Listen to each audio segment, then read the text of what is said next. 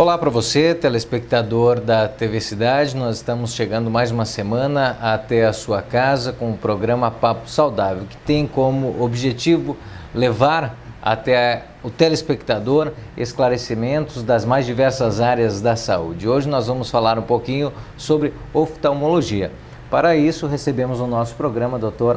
Laurence Nogueira, que é oftalmologista e cirurgião de olhos. Vamos falar um pouquinho sobre os problemas mais comuns que afetam o olho humano e falar um pouquinho sobre doenças de verão. Afinal, estamos chegando nesta estação, o clima esquentou e quais são os problemas que podem vir juntamente com este clima.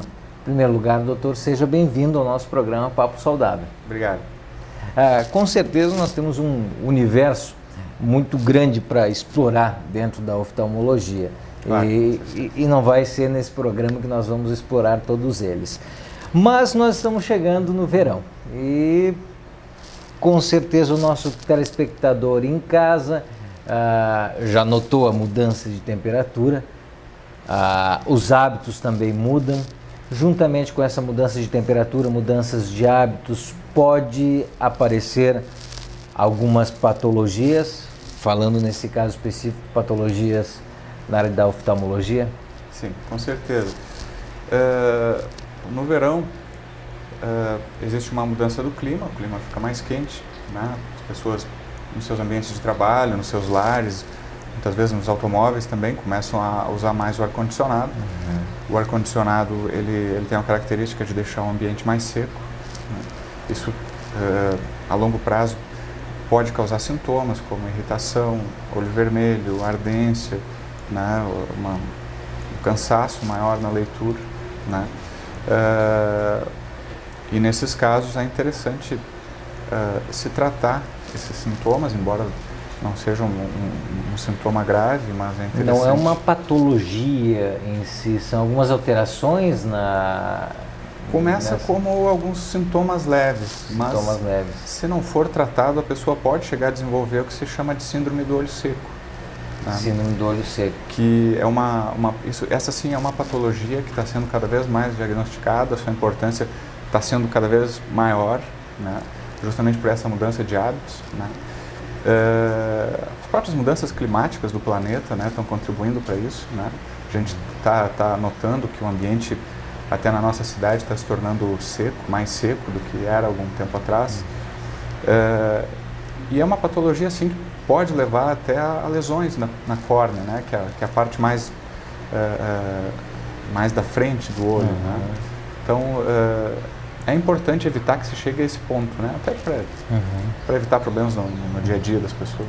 Esse olho seco, nós podemos diagnosticar, é claro, através do consultório, mas os sintomas que ele se apresenta, realmente a apresentação, não existe essa lubrificação que nós temos de forma comum nos olhos, isso seca, ele vai ter dificuldade para piscar, vai ter ardência no olho, como se apresenta isso?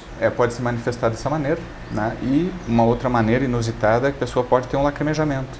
Pode ter um lacrimejamento que, pela deficiência da lágrima, aumenta a produção da lágrima, né? Mas, porém, é uma lágrima fraca, uma lágrima mais deficiente, não consegue lubrificar a contento o olho. Então, a pessoa permanece com sintomas de irritação ocular e lacrimejamento. Ela é comum em alguma idade específica ou não, doutor? Ela é mais comum em adultos. Mais comum em adultos, mas não que não possa afetar, atingir outras idades. Qualquer idade, pode afetar a terceira idade também, né? Mas aí por outras origens, aí pelo próprio decréscimo da produção da lágrima, né? Como é normal com a passagem do tempo, né? Mas também até crianças podem ser afetadas, né? Esse diagnóstico precoce, no caso do olho seco, é isso que nós chamamos popularmente? O diagnóstico precoce, ele é fundamental para esse tratamento. Como que é feito o tratamento? O tratamento é feito com colírio lubrificante, né, em primeiro lugar. Né? É interessante orientar medidas para a pessoa, medidas que ajudam no tratamento. Né? Por exemplo, a pessoa não ficar muito próxima de um ar-condicionado ou de um ventilador, a pessoa não ficar muito próxima do monitor, do computador, né? A pessoa piscar.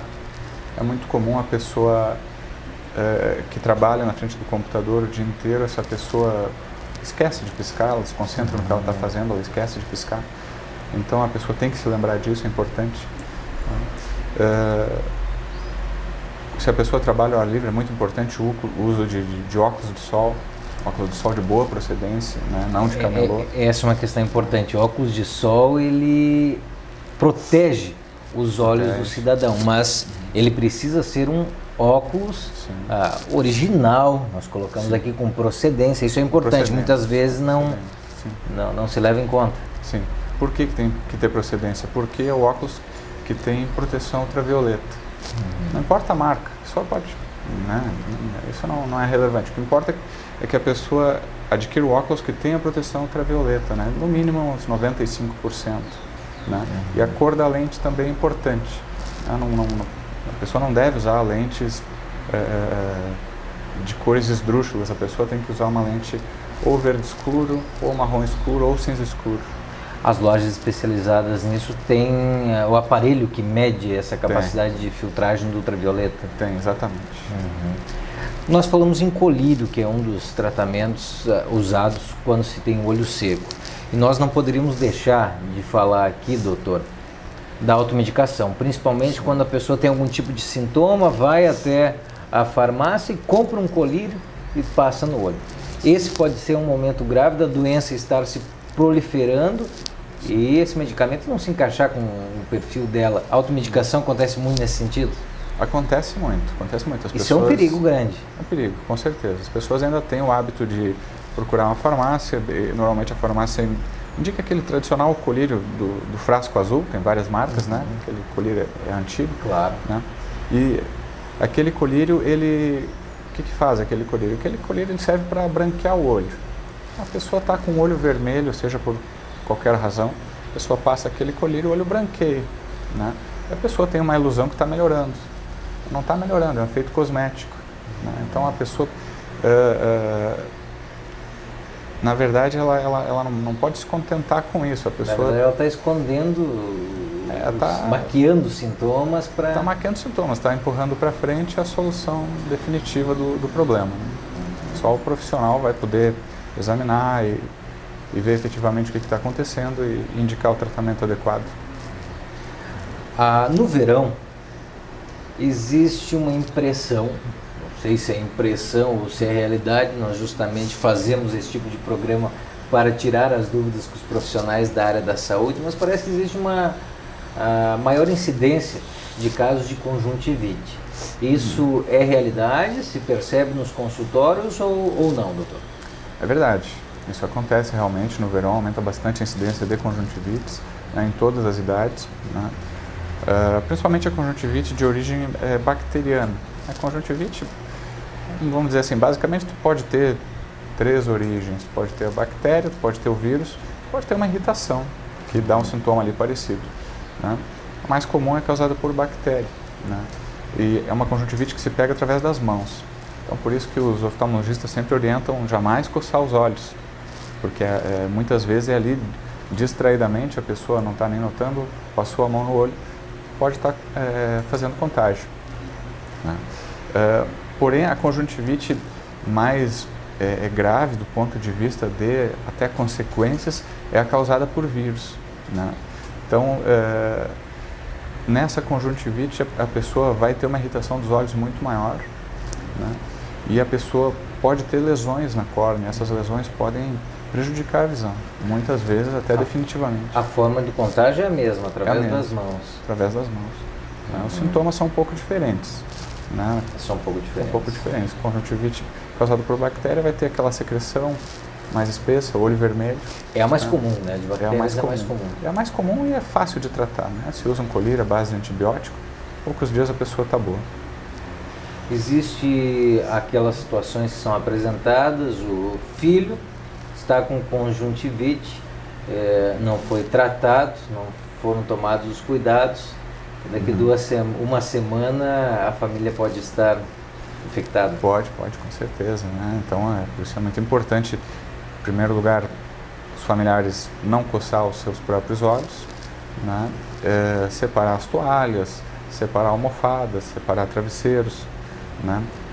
Após pingar o colírio no filho, lavar as mãos, né? É muito importante a pessoa criar o hábito de lavar as mãos ou usar um álcool gel, né? Como foi popularizado, né, no ano passado, naquele surto da gripe. Então as pessoas, seria bom manter esse hábito, né, nos seus ambientes de trabalho, procurar manter as mãos sempre higienizadas. Por exemplo, é mito ou não? Nós estamos no verão, vamos para a piscina e resolvemos dar um mergulho. Mergulhamos, quando saímos do outro lado da piscina, podemos ter sido contaminados com a conjuntivite nesse mergulho, ou é difícil essa situação? Que muito se fala isso, poxa, fui na piscina, fiquei com conjuntivite, ou não tem uma relação forte isso?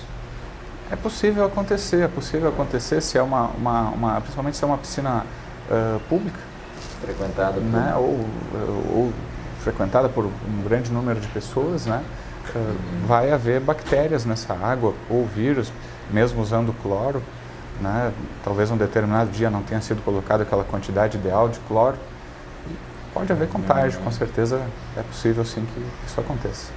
Nós estamos conversando com o Dr. Laurence Nogueira, aqui na TV Cidade, falando sobre problemas na área da oftalmologia. Neste primeiro bloco falamos sobre as patologias, as doenças que são comuns nesta época do ano, no verão, e no segundo bloco nós voltamos falando sobre outros assuntos, quem sabe no início do segundo bloco falando sobre a importância da consulta periódica ao oftalmologista. Pode ser? Certo, com certeza. Ok. Nós vamos a um breve intervalo comercial aqui no programa Papo Saudável, voltamos na sequência.